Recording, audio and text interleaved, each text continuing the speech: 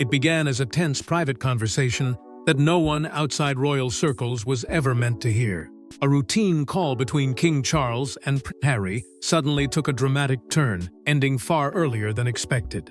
Within hours, whispers spread through palace corridors that the discussion centered on Archie and a privilege tied to one of Britain's most historic royal estates.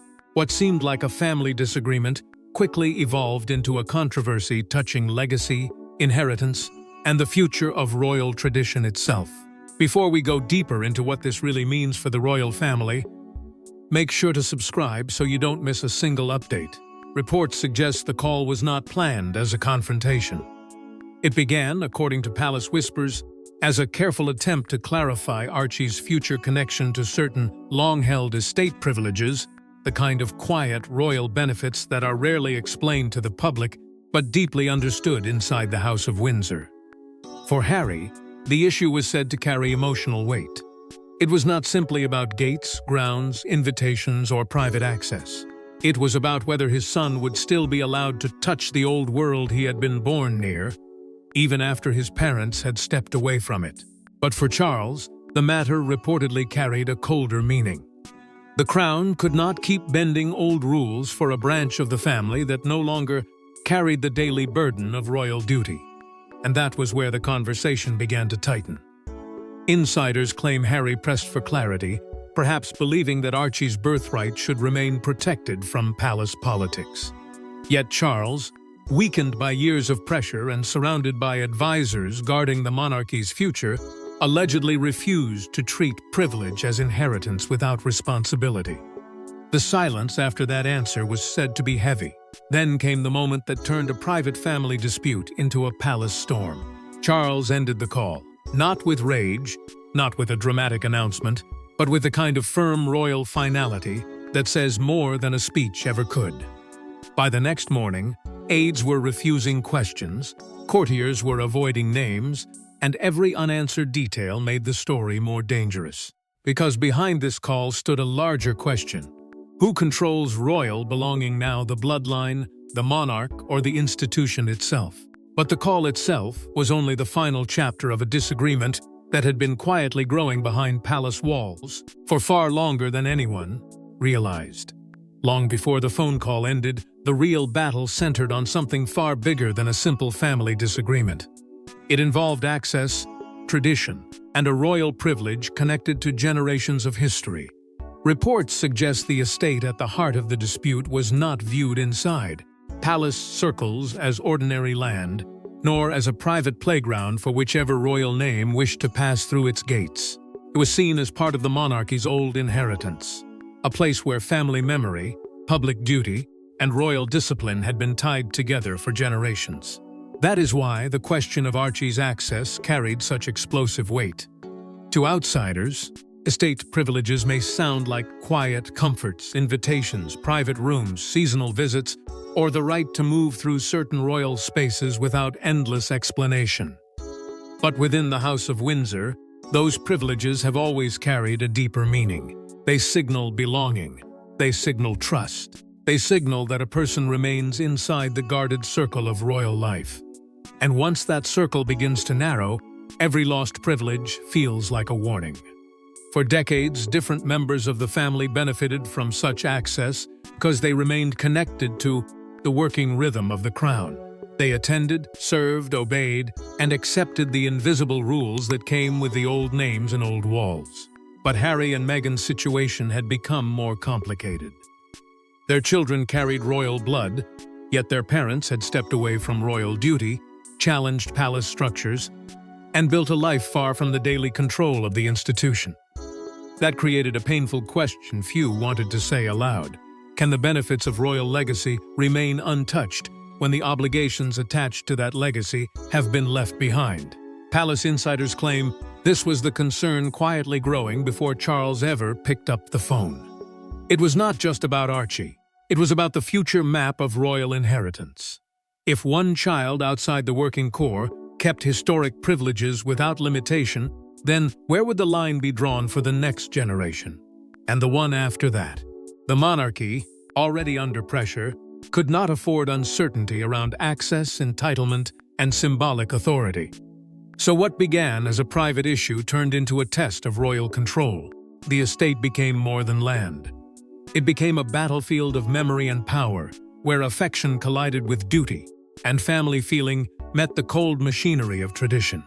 As the significance of these privileges became clearer, attention turned toward the complicated position Harry and Meghan had created for themselves years earlier. The roots of the controversy did not begin with Archie. They began with decisions made years ago, choices that reshaped relationships, responsibilities, and expectations within the monarchy. When Harry and Meghan stepped away from royal duties, the world saw the public announcement, the emotional interviews, and the headlines that followed. But inside the palace, according to royal observers, the deeper impact was quieter and more severe. Their departure did not simply change where they lived or how often they appeared beside the family. It changed the meaning of their place inside the crown's structure. Once they moved abroad and built a life outside the working royal system, every old privilege became harder to explain, harder to defend, and harder to separate from duty. That was the hidden wound beneath this latest dispute. Harry may have believed that family blood should protect certain rights for his children, but the palace had spent years trying to draw a line between personal affection and official standing. The monarchy could love from a distance, but it could not operate on emotion alone. Reports suggest senior royals had grown increasingly frustrated by the tension between wanting royal connection and rejecting royal responsibility. Every title, invitation, security concern, and estate privilege became part of the same unresolved question. What remains when someone leaves the role but still expects the shadow of the role to shelter them? For Archie, that question became painfully symbolic.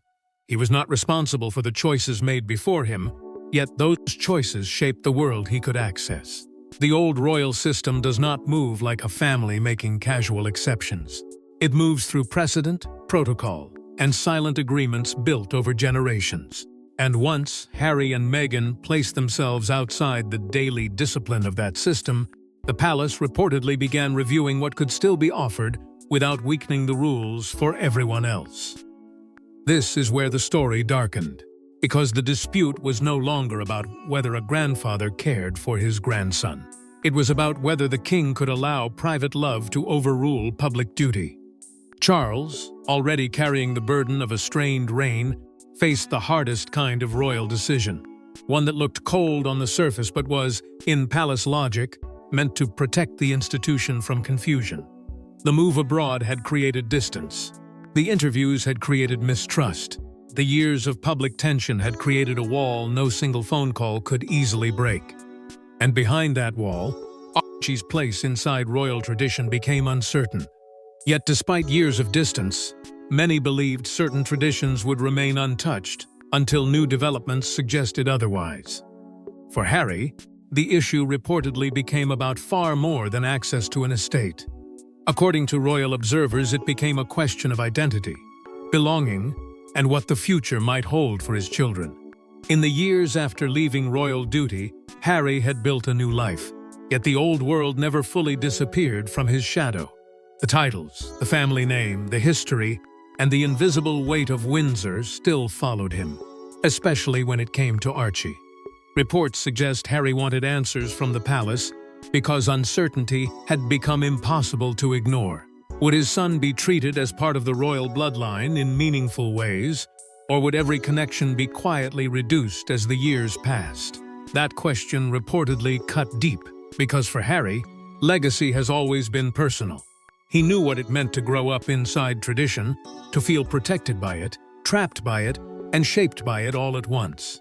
Now he faced the fear that Archie might inherit the name without the access, the history without the belonging, the bloodline without the doorways that once came with it. Palace observers claim this is where expectations began to clash. Harry may have seen the matter as a father defending his child's rightful connection, while senior royal figures reportedly saw it as another attempt to separate privilege from responsibility. The difference was brutal. One side spoke the language of family. The other spoke the language of monarchy. And between those two languages stood Archie, innocent yet caught inside a dispute created long before he could understand it. Royal commentators began circling the story because it touched the rawest nerve in the Sussex conflict. What exactly remains after departure? Does modern royalty allow emotional belonging without official duty, or does the old system demand service before access? For Harry, the answer was never simple. His past with Charles, his grief over Diana, his anger at palace control, and his need to protect his children all seemed to rise again in this single issue. Sources close to royal discussions suggest frustration had been building on both sides, with every unanswered message and every delayed clarification adding pressure. Harry reportedly wanted certainty. Charles reportedly wanted boundaries. And the palace wanted the matter contained before it became another public wound. But royal wounds rarely stay hidden once family history, inheritance, and pride are involved. The closer Harry moved toward demanding a direct answer, the more dangerous the moment became. Because this was no longer about one estate privilege. It was about whether Archie's future would be shaped by blood, by duty, or by the painful choices his parents had already made. When the long-awaited conversation finally happened, insiders claim neither side was prepared for how quickly it would unravel. What happened during the conversation remains known only to a handful of people.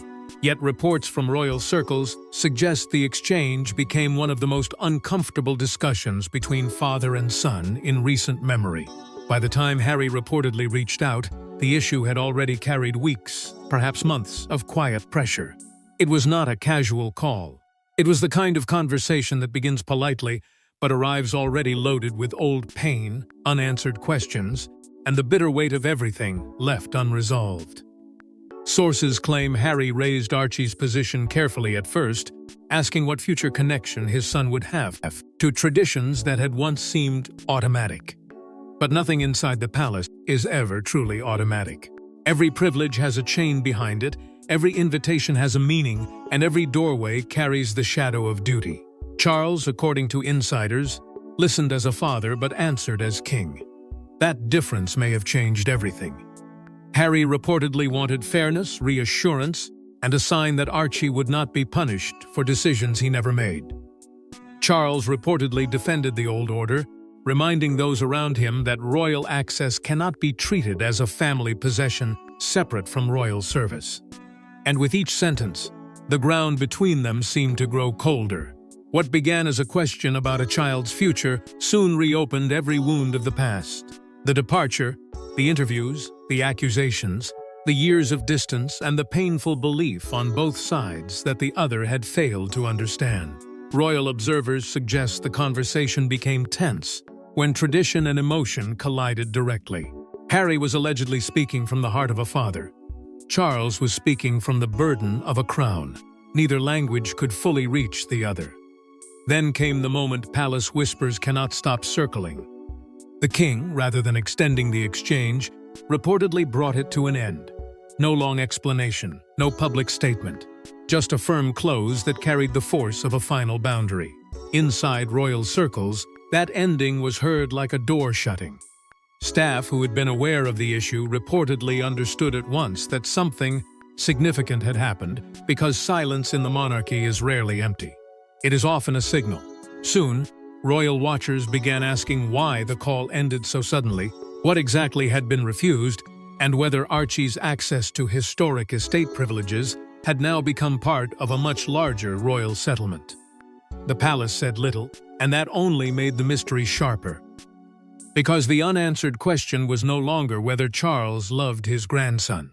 It was whether love could survive the demands of protocol when the future of the monarchy was at stake. But the fallout from the call extended far beyond a single conversation, opening deeper questions about the monarchy's future.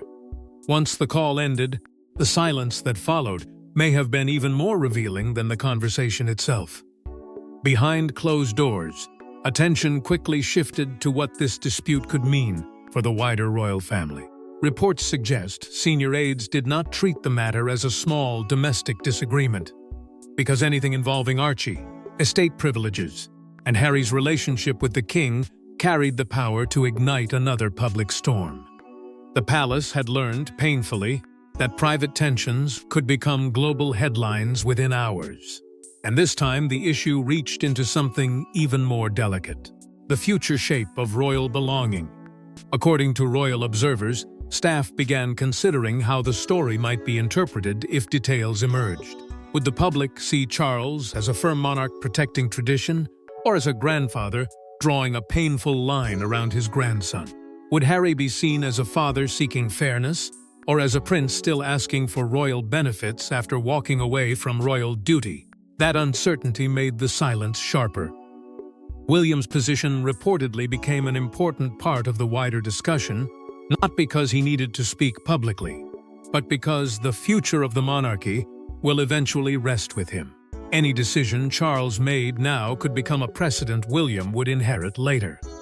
If estate privileges remained open without clear boundaries, the next reign could face even greater confusion. If access was limited too harshly, the family fracture could deepen beyond repair. The royal household, therefore, was not only trying to protect one estate rule, it was trying to protect stability itself. Commentators and historians began reading the dispute as another sign that the monarchy was quietly redefining its inner circle. Succession was not just a line of names on paper. It was a living system of trust, duty, and controlled access. The deeper question was whether royal blood alone still guaranteed a place within that system, or whether service had become the true price of entry. For Charles, that question carried personal sorrow. For William, it carried future responsibility. For Harry, it carried the sting of exclusion. And for Archie, it created a shadow over a heritage he was born into but may not fully receive. Sources close to palace thinking suggest the issue forced senior figures to confront what reconciliation could realistically mean. Could family ties be repaired while official boundaries remained firm? Could love exist without privilege? Could distance be respected without turning into permanent exile? No aide could answer that easily. But everyone understood the risk. This was no longer simply about one call, one child, or one estate. It reflected a deeper division between the old monarchy and the family that had stepped outside it. As insiders examined the consequences, one uncomfortable reality became impossible to ignore. At its heart, the controversy was never simply about an estate. It was about competing visions of what the monarchy should become, and who gets to remain connected to its most treasured traditions. On one side stood the old understanding of royal life. Privilege follows duty, access follows service, and legacy is protected by sacrifice. On the other side stood a newer expectation, one shaped by personal freedom, family feeling, and the belief that blood should not be erased by distance. That clash made Archie's position so symbolic. He became the center of a debate he never asked for, a child tied by birth to one of the world's oldest royal families, yet separated by circumstance from the institution that defines it. Reports suggest this is why the dispute unsettled so many inside royal circles. It touched the same ancient fault line that has appeared again and again in royal history. What happens when love and monarchy demand different things? The crown has faced these storms before, when personal desire challenged public duty, when family bonds strained against rules written long before the people living under them were born. But this time, the question carried a modern sharpness.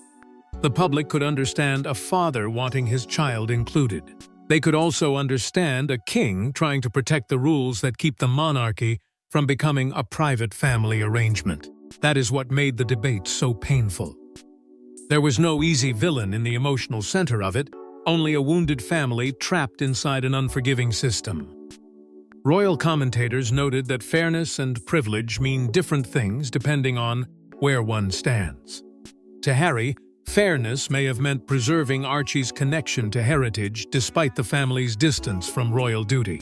To the palace, fairness may have meant not granting special access where official responsibility no longer exists. Both sides could claim principle. Both sides could claim pain. And still, the result was division. The long-term effects could be severe because decisions made around Archie may shape how the monarchy handles every future branch of the family that drifts from the working core. If the palace is too generous, critics may accuse it of protecting inherited privilege without service. If it is too strict, Others may see cruelty where the institution sees discipline. Charles, Harry, William, and the wider family all stand before that difficult truth. The monarchy survives by drawing lines, but families survive by crossing them. And when those two instincts collide, even a private call can become a historic rupture. And as the dust began to settle, attention turned toward what happens next, for both father and son. The call may have ended abruptly, but the questions it raised are far from resolved. In many ways, the conversation marked the beginning of a much larger debate about legacy, belonging, and the future of the royal family itself. For Charles, the reported dispute left behind a painful royal contradiction. He could be a grandfather in his heart, yet still be forced to act as a monarch in public duty.